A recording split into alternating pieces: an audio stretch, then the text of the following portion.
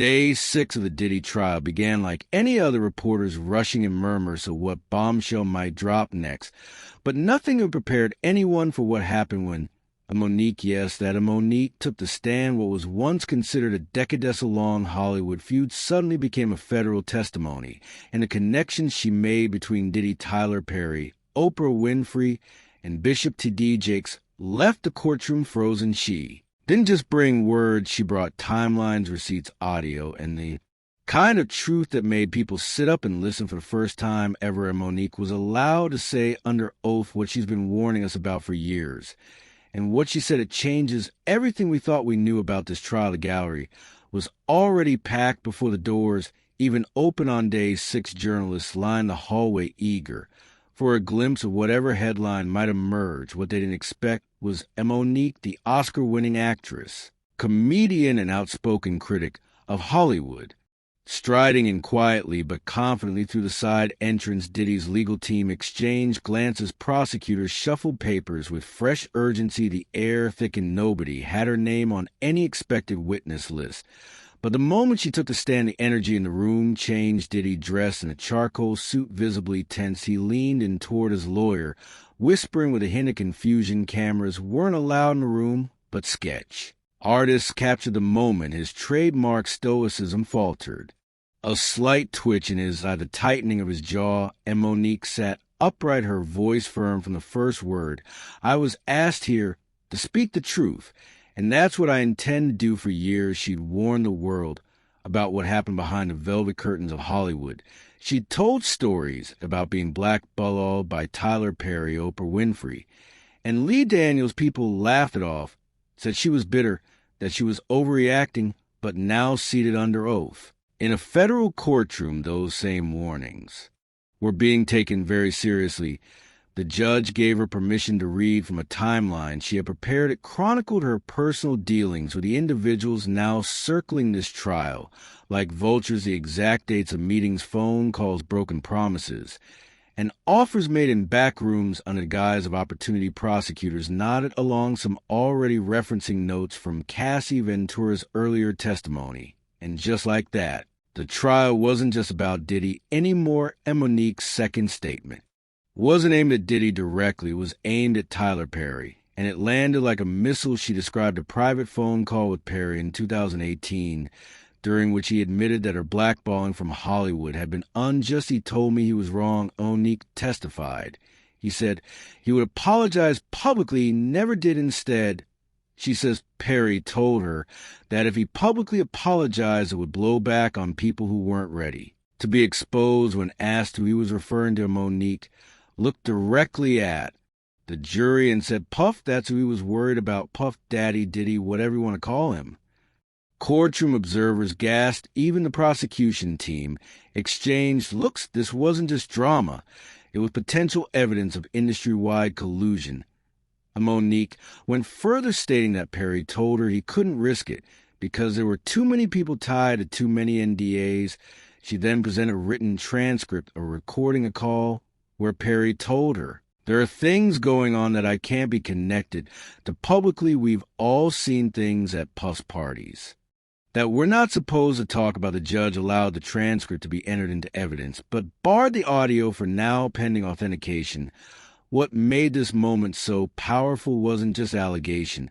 It was a chilling realization that multiple Hollywood elites may have known what was happening at Diddy's events and remained silent to protect their own brands. Diddy's defense team immediately objected, claiming Monique's testimony was speculative, but the prosecution argued successfully that it provided necessary context about how silence and reputation management protected Diddy for years and possibly facilitated abuse. Then came the moment that truly turned heads. Monique took a breath, adjusted her microphone, and said the words that would headline news stories by the hours. And I've been to one of Diddy's parties, and I left because I saw something I wasn't supposed to. She testified that in 2006, she was invited to a private gathering in Los Angeles. The invitation came via a friend, a fellow actor, who told her it was exclusive and networking gold. Monique arrived at a massive estate in the Hollywood Hills. Valet took her phone. She was escorted inside. There were candles, R&B music playing softly, and a rotation of male and female guests ushered into back rooms. I remember a woman in heels and a man in nothing but a bathrobe. I remember one of Did's assistants saying, "It's all about experience. Here you're safe if you sign the NDA." That's when I walked out. She didn't sign, she never went back. What followed were whispers. Nique said her phone stopped ringing for major roles. Invitations to film festivals dried up. She heard from a producer that she was being difficult, but she never forgot that night, and she always suspected her exit had made her a liability. The prosecution asked her if she believed this experience was standard practice at Diddy's events. She nodded. "I think it was. Orchestrated like a system. And when I refused to play along, I got cut." Out her testimony mirrored what Cassie Ventura and others had described: candlelit rooms, camera setups, experiences involving hired escorts, and luxury hotels disguised as networking havens. But what made Nique's account stand out was her vantage point as a respected actress, not a subordinate. She walked on her own terms and walked out with her career slowly collapsing behind her. When the prosecution asked Nique whether she believed Tyler Perry had actively protected Diddy's image, she didn't hesitate. "Yes," she said, "and I believe it was strategic, coordinated, and part of a larger effort to keep things quiet." She brought up a now famous moment that many saw on social media: Tyler Perry walking into Bishop T.D. Jakes' megachurch and writing $1 million check right there in front of the entire congregation. People saw it as a blessing. And Nique said, "But I saw a transaction." She continued, "That donation wasn't just charity, it was damage control. That church is a shield. And people like Diddy use it to create alliances that make them look untouchable."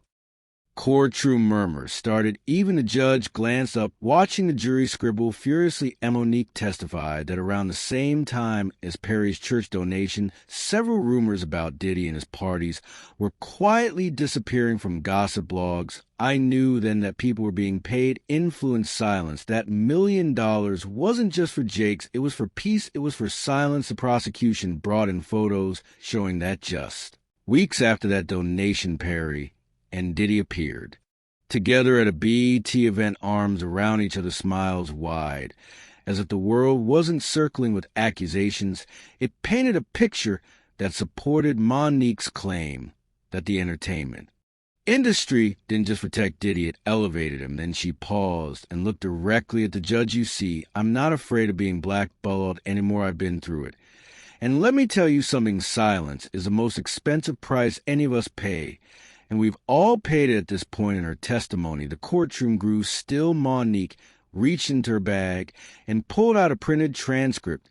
"This is a call," she said. "The one where Tyler Perry admitted he was wrong." Gasps, whispers. Nique had been saying for years that Tyler Perry privately apologized for the way she was treated after the Precious fallout. But now she was saying it under oath with a transcript to back it up. "I recorded the conversation. He knew I'd told him. He said he was fine with it." She handed the papers to the bailiff, who delivered them to the judge. The judge scanned the top lines and nodded for prosecution to continue. In the transcript, Perry reportedly says, "I know I messed up. You were never difficult. You just didn't want to work for free. I should have said that publicly." Then he pivots, allegedly telling Nique, "But I can't go public." Puff's name's wrapped up in too much right now. Prosecutors used this moment to explain how Hollywood elites, even those with clean reputations, were afraid of the fallout if Diddy's secrets unraveled. "He told me," and Nique added, "that if Puff went down, a lot of people were going with him, people that fund movies, people that sign checks." This part of her testimony validated what former bodyguard Gene Deal and even Christian Keys had hinted at, that Diddy's web wasn't just about personal power, it was institutional. Nique's voice grew more emotional. "He had a chance to clear my name. He didn't, because he was protecting something bigger than me, something darker than anyone wants to admit." The judge ruled the transcript admissible, a huge win for the prosecution. And Diddy's attorneys looked visibly shaken. A friendly phone call had just become federal evidence. Then came a name that hadn't been mentioned in this trial so far. But which? instantly sent ripples through the room. Oprah Winfrey and Monique. Didn't bring her up casually. She brought her up with a point in 2010. I told Oprah something personal, that I'd been abused as a child by my brother. She said she'd never exploit that, but she put my brother on her show. And she did it right after I turned down the precious press to the courtroom. Didn't know what to do with that. It was emotional heavy. But Monique wasn't done. She betrayed me, and when I asked why, she said it was business, but I knew the truth. They were trying to shut me up. She then pivoted, connecting Oprah, Perry, and Diddy through their shared use of NDAs, PR crisis teams, and mutual handlers. They all have the same people cleaning up messes, she testified. And I know this because one of those PR reps accidentally forwarded me an email chain, one where my name, Puff's name, and Tyler's name were all in the subject line. It was about how to manage optics. She handed over a redacted version of that email, which the judge took under review, but the message was clear: the power. Structure wasn't just protecting Diddy. It was coordinated. People signed NDAs. People were paid off. Careers were built or buried, depending on who played along. And then Monique, sitting under oath, called out for exactly what was a silence machine built to crush anyone who asked questions. The jury watched as she closed her binder. Her voice never cracked. She wasn't rattled. She didn't need to be, because for the first time she wasn't just telling her story. She was testifying as the court reconvened. From a short recess, Monique did something nobody expected. She took a breath and calmly said, "Now let's talk about the list." The room went silent again. The prosecution leaned in, eager to let her speak. There's a list in Hollywood. It's not written down, but everybody knows it exists. It's the list of people you don't speak against. The Untouchables. Puff was on that list. Tyler was on that list. And Oprah, she practically created it. She explained that this list wasn't an actual document, but an invisible boundary. The moment you criticize one of these figures, even if you had proof, you were immediately labeled difficult, crazy, or worse, dangerous to the industry. Monique said she found herself on the other side of that boundary in 2010, and she's been fighting her way back ever since. She mentioned names not with accusation, but with context. "Don't you think it's strange?" She said, "How many people worked with Diddy, Tyler, and Oprah, and then suddenly disappeared?" She cited actors who had one hit show, one award season buzz, and then were gone. Some of them didn't play the game, some of them said no. And then she lowered her voice and said, and some of them saw things they were never supposed to see. The court permitted her to read a brief statement from a former actor redacted for protection, who described a retreat hosted by a powerful male filmmaker where phones were taken, contracts signed, and strange rituals observed. Monique didn't claim it was Tyler Perry, but she didn't deny the implications.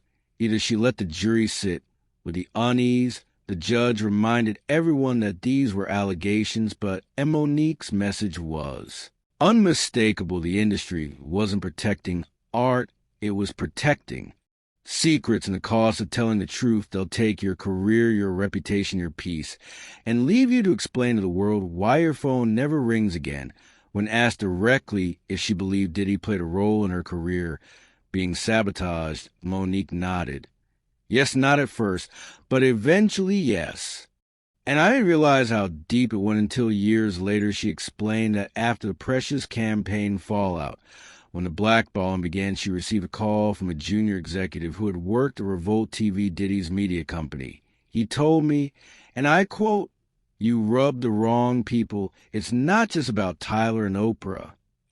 Puff don't like noise either. The court leaned, and Monique testified that the executive hinted Diddy had been approached by Perry's team for future project partnerships. The deal was simple. She said they wanted access to Puff's platforms, and I was the obstacle. She said that multiple meetings between Perry and Diddy happened behind closed doors. One she later found out about through mutual contacts. They discussed my name not as talent, as a problem. Then the prosecution presented emails between a PR firm hired by both Revolt and Tyler Perry Studios discussing managing narratives around Monique and Cassie Ventura. The first time the court saw a direct digital link between both women's reputations being carefully manipulated in tandem, that moment hit hard. Nique continued saying she believed her difficult label was passed around intentionally. They use that word like a virus infect one casting director with it. Spreads to everyone, soon your name comes up a room, and they already have. A reason to say no, it was then that she said something few ever say under oath in Hollywood. I wasn't blackled. I was white-balled by black people who looked like me, and people who feared losing their own spot more than they care about doing right. I didn't want to be here, Nique began, her voice steady but tired.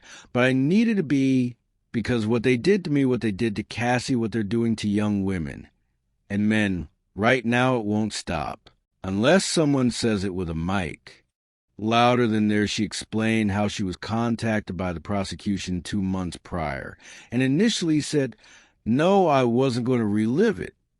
She said, wasn't going to expose my family, my trauma, my pain again. But then I saw the Prince recording. I saw Diddy shouting in court. I saw Cassie break down on the stand. That's when she said she broke. Nique described her final decision to testify as a moment of spiritual clarity. I heard my grandmother's voice sing, baby, don't let them write your story without you in the room. And I knew I had to come. Her final minutes on the stand were devastating. The prosecution asked, in your opinion, Miss Jackson, what was the root cause of this entire system of silence?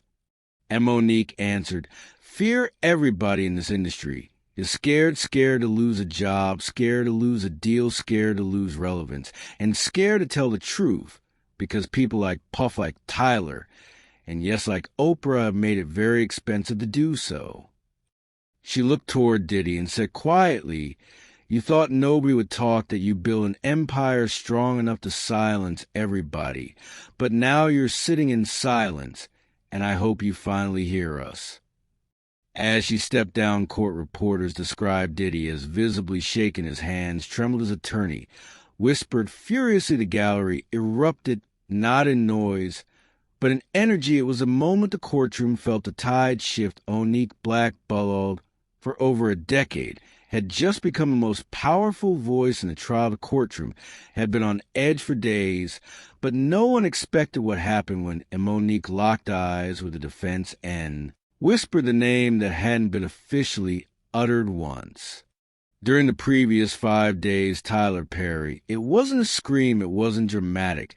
It was quiet, controlled, like someone finally removing a loaded weapon from a locked drawer. You want to talk about power, you want to talk about silence. Ask Mr. Perry why I was blackballed after refusing to work for free. And then look who stood beside him at every event. The gallery gasped. At first the courtroom seemed confused. Tyler Perry wasn't on trial. His name wasn't in the indictment, but Nique's implication wasn't. About legality, it was about culture, about the system, about who protected, who. He never lifted a finger to help me, but he made calls to make sure no one else would either. Ask the producers, ask the agents, ask Lee Daniels. I got the call logs. She continued, holding up a folder that hadn't even been introduced into evidence. The defense immediately objected. But it was too late. The jury had heard it. A major Hollywood name, a man many believed was untouchable. Nique went further. I know who was at the parties. I know which NDAs were enforced. I've seen people sign them in front of me. I was told not to speak. And when I did, my work dried up. I was told, be grateful you're lucky to be here. Then she said something that silenced even the prosecution. I have audio, a phone call, Tyler apologizing for everything. He admitted he was wrong, but he refused to go public. He said it would ruin everything. She stared straight ahead. I'm done protecting men who never protected me. That single statement hit harder than any exhibit the courtroom had seen that week. Suddenly, this wasn't just about Diddy, it was about the entire infrastructure of power that allowed him to exist unchecked. Nique didn't just point a finger at Diddy, she pointed it at Hollywood itself. And for the first time in the trial, jurors were looking beyond the man sitting at the defense table. They were looking at everyone who helped him stay.